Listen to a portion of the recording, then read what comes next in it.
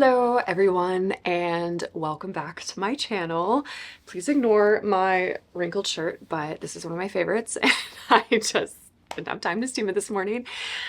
But yes, in this video, I'm going to be walking through some new summer shoes that I think are very cool. I think some of these honestly will be controversial. They're not going to be for everyone, but with accessories, I like to experiment. I like to keep my clothes pretty classic in terms of what I wear, if you're new to this channel. And so while I keep my clothes on a little more of the simple, minimal side, I do like to have a little bit of fun with my accessories, and that includes shoes.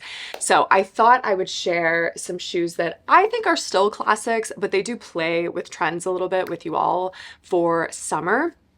And yeah, let's jump right into it. Hint, there's a lot of mesh in here. A lot of mesh, a lot of see-through, but also a lot of good stuff too. A lot of leather, a lot of suede, and also dabbling with the little ballet core trend a little bit. So let's jump right in. I think first I want to talk about the slides. So ever since I got back from Japan, and yes, I will mention Japan in every single video that I create moving forward because it was just the most incredible trip. If you want to watch those videos, I will leave those linked above and below, but I just love everything Japan. And so these slides from Mango, they're 100% leather slides. They reminded me so much of the slides that they gave us at the Ryokan, which is a very traditional Japanese hotel that we stayed at in Kyoto. And you would put these on when you were walking throughout the hotel. So you would take your shoes off, put them in a little cubby, and then put these beautiful leather slides on. So when I saw these, I just thought, this is meant to be, and let me try them out. So full price, these are $89.99, but I ended up getting them 30% off through Mango's been doing a lot of these like random 30% off sales. I do not know if that will still be going on by the time I post this video, but maybe you'll get lucky and they will. But I ended up grabbing this in a size 9, and that's actually the only thing I'm a little bit on the fence about because I love the look of this shoe. Like I said, it's 100% goat leather. It's like a really beautiful, soft leather, so I don't think they would really need to be broken in that much or anything like that, but I went for a size 9, which they've mapped over to a European 40, and my heel really is right up to the edge. So I will say Mango has been doing this very annoying thing with their shoes where they say that a size 10 is a European 42, and that's always way too big when I end up getting it. So I'm always usually having to go for like a size 9, and Zara's kind of been doing that too, which is quite annoying. So definitely like double, triple check, maybe order 2 sizes just to be safe. But I actually think what I really needed in the shoe was a 9.5, which they say is a European 41, and they don't have that right now. So I don't know, maybe I'll try and exchange it, but I just think these are really beautiful. I just think they'd be absolutely perfect in the 41 or the 9.5. And yeah, I just think they're a really great minimal. I will say there's like no traction really on the bottom, so I would recommend adding like these little non-stick pads that I get off of Amazon to the bottom, just because that could be a little dangerous. Or if you're just gonna wear them as like a house shoe, which is like such a great use for them, obviously, like they do in Japan, this is such a nice chic style. I could totally see myself using this just to go down and like get the mail in my building and just like wear this around the house as like a casual slipper. I just think they're so beautiful. I also love that they cover the toe. Like just because it's spring and summer, I still am very hesitant to like have my toes out. In fact, there's only one pair of all of these shoes that shows the toe, and I was like, oh, I like don't want people to see my toes when I'm walking around the city. Plus then you just expose yourself to like stepping on things. It's a whole thing. If you live in a clean, beautiful city with a car, congrats, you don't have to worry about these things, but it is something that I worry about. So in general, I love that it's got good toe coverage. And I think even though it is a mule, I think it would be really easy to walk in. Well, it is easy to walk in. I've already kind of worn them around. I also think these are a really nice substitute for a pair that the Row makes, which I'm sure were inspired by the Japanese traditional, shoes in the Ryokans and stuff. So yeah, I think these are really, really beautiful. And I love that they're 100% goat leather again, because they're very, very soft and I think really easy to break in. So that is my first pair. Also, I will be styling all of these with both a pair of, technically it's a skirt that I got from Dish a while back, just to, you can see what it looks like, because I do think some of these look better with kind of dress skirts rather than pants. And then I've also styled it with my probably number one outfit of the summer, which is this, some version of this, which is like a giant button-up shirt and my little linen pull-on pants from Quince. It's just so easy.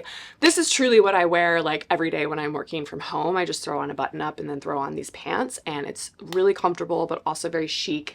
And I think something like this just looks so perfect with them. So yeah, so I've styled it in those two ways so you can kind of appreciate, you know, how the shoes look with different cuts of pants and with skirts and stuff. So that is the first pair. Oh, another thing about those slingback shoes is they also come in a really beautiful suede, which I have another pair, which I'll talk about in a second, that comes in this gorgeous suede. But I did just want to call out that if you don't like this silhouette when I talk about it, you can get this silhouette in this really beautiful suede. They're the same price, and the suede is also 100% goat leather. So while we're here, I'll just jump into the next pair. So weirdly enough, I also got these shoes in a size 9 or a European 40, and I think they actually fit perfectly. I would not size up in them. So again, like their sizing isn't super consistent, I would say. But these shoes are also, these are 100% bovine leather. So they are leather. They're like a really beautiful suede. Because they're leather, they're a higher price point. So they're going to be $99.99 in the US. But again, I got that 30% off of them, which is very handy. And these are reading very fear of God to me, which I love that aesthetic. It's reading like a really chic version of a Birkenstock. It's almost like the Kyoto Birkenstock. I love my Birkenstocks. Like honestly, those are still probably my most worn shoes of all time at this point in my life, but it is nice to kind of try out some different styles. So I think this is a really chic kind of take on a Birkenstock without the chunk of the bottom of the Birkenstock. And I love that there's no hardware. It's very minimal, very simple. I think this would look so good with like navies and creams and whites. I just think it's a really, and it's really, really comfortable. There's like that beautiful suede on the inside of them, and there's nice padding. So actually, these have a little bit of padding too, but these are certainly not like hardcore arch support like a tennis shoe or something, but for a flat leather shoe, these definitely are really, really comfortable. Like I would say out of all of these are probably the most comfortable, but I think a little bit more on the earthy side than the rest that I'm going to show you. The rest are a little more edgy, but I think these are kind of like edgy earthy, if that makes any sense. Unfortunately, again, this bottom is like so smooth. There's like zero tread on them. So I would certainly put those little pads on the bottom just so I wouldn't slip so much. I don't know why brands do that. Like obviously we're wearing these outside and it's like a safety hazard to have no traction on the bottom, but whatever, maybe it's more expensive or something. So yeah, I really, really like these shoes. I've ordered quite a few, so I don't think I can keep all of them. So it's going to be really hard, honestly, to figure out which ones I want to keep. Especially I'm such a sucker because these are so comfortable. I just need to look at the cutaways and like see how I feel, but let me know which ones are your favorite in the comments below. Your input is always like very helpful actually, so let me know. But in general, I think these look a lot more expensive and definitely don't look like they're from a Mango, if that makes sense. They definitely look like they're more from a COS or even from higher end brands. Now, the next grouping of shoes I'm going to get into is kind of a hybrid, and not a hybrid, but I don't even know what to call this. This is like a take on the Ballet, can't even talk. This shoe is a take on the sort of ballet tennis shoe trend that we've been seeing everywhere. In fact, I've dabbled in it myself. I tried on the like Taekwondo, Adidas, Ballet. Puma has really cool ballet inspired tennis shoes as well. There's like a lot out there. I was very drawn to these because just like all these other shoes, the detailing is like super minimal. You can see there's like no hardware.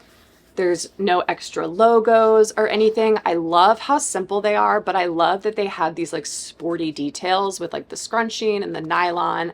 Like I would have thought these were Prada, to be honest. They're really giving a lot more high-end vibes, and I love how simple they are. Again, not as much traction as I would like on the bottom, and they are comfortable, but they're certainly not like tennis shoe comfortable. They're just as comfortable as the Taekwondo from Adidas. So I don't know, I guess they're as comfortable as some tennis shoes, but this one is called the Cross Sport Ballet Flat, and it was $89.99.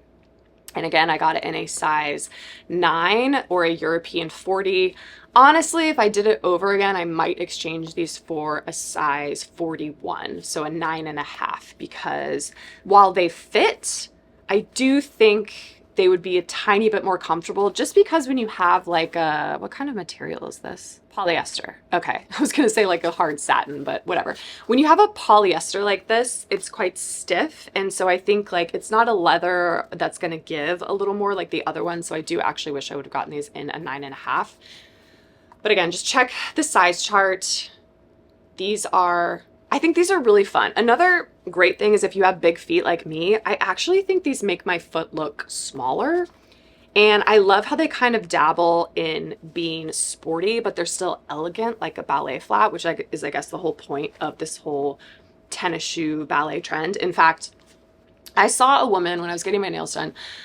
I get a lot of inspiration. This is like, sounds like the dumbest thing ever to say, but I get a lot of inspiration from the streets of New York, because people do. They dress really interesting here. And when I'm walking around, especially in Soho, I see really interesting things, and I'm really inspired by just like what everyone's kind of got on. And so I saw a woman wearing a very like on the nose trend outfit in terms of like what's been popular recently. So for example, she had on like a white kind of cropped baby t-shirt. She had on a silk midi skirt that was black. And then she had on like Sambas or some kind of like flat slimline tennis shoe. And I looked at that outfit and I was just like, something's off with this. Like something was bothering me about kind of the like nighttime essence of the skirt mixed with, which I'm all about juxtaposition, but you know what it was? I actually think a shoe like this would have been so much better with that skirt, because it was almost too harsh of a contrast with the t-shirt and the tennis shoes with like the sort of nighttime silky skirt. It just wasn't quite gelling for me, and I think like a sporty ballet flat like this would look so cute with a midi skirt. So I don't know, maybe I'll do a separate video where I kind of dive into like this whole ballet trend, because I think I could actually work a little more with this and make this work, but this would have been so perfect for her and that outfit. And so I do think there's a lot of potential there. I think this would look, it would have looked so cute actually more as like a winter outfit where she's wearing like a chunky turtleneck with the silk skirt with that, and not so many like color contrasts as well, and more just like the texture contrast. Anyway, these are the things that I think about when I'm getting my nails done. And so, yeah, so I think these shoes are, again, I think these look like they could be Prada, but they're not. And while, I mean, it's all relative, right? But I think $90 for these is actually a really great price, because they're really good quality. And the detailing is really beautiful. Like, look at this double kind of stitching on here. I just think these look cool, and they're a really nice take on the trend without being like too trendy, if that makes any sense. And then the next pair, also from Mango, is probably going to be the most controversial potentially, but I don't know if it's because the model's like wearing them with a swimsuit in the on the website, but literally these looked like more of a water shoe on the website, and when I got them in person and when I put them on, I just fell in love with them. They are such a weird kind of knitted material. I'm such a sucker for a mesh shoe, and I'm actually going to go into a bunch of the mesh shoes that I love that I've been picking up. I also did a whole video on my row booties, my little sock booties that I have that are mesh that I also love, but I consider those, even though they're mesh, they're more of like a transitional, like I'm transitioning into spring or I'm transitioning into fall piece. And this is like a full-blown like summer piece for me that I just think is so fun. And I kind of love that it actually looks like a water shoe. I think there's kind of like a fun, again, very sporty element to this, but not being like too on the nose about it. I just think these are really, really fun. They're made of polyester, elastane, and polyurethane. So yeah, a bunch of plastics, but again, when it comes to like a funky shoe like this, I'd so much rather buy it from a high street brand as opposed, I mean, obviously I had the Row mesh boots and I'd probably get the Row sock like ballet flats, but because they're so weird, I just think it's better to just wear them while the trend is hot and enjoy it and have fun with it than be like, oh my God, I can't believe I spent $700 on this. I also think there's something weirdly comforting about how this fabric like hugs the foot. It's very in that sock-like way. It's almost like a stress blanket or something for the foot, but I just find it really comforting and really beautiful. And actually a size 9 I thought was really great in this, because when it comes to these kind of shoes, you want them to be really snug and very slim to the foot. So I actually think a size 9 and a size 40 was perfect for these, and I wouldn't get them in a 9.5, but these were $89.99. So actually same price as the little booties, and crazily enough, same price as the leather. So yeah, a little bit to think about there, but I just think these are the most different, I think, out of all the shoes, and I just really love and respect them for that. And I think they're very fun and like a fun take on the summer water shoe. Also, just look at that beautiful silhouette. Isn't that a pretty just shape of a shoe too? I just think they did such a good job with this.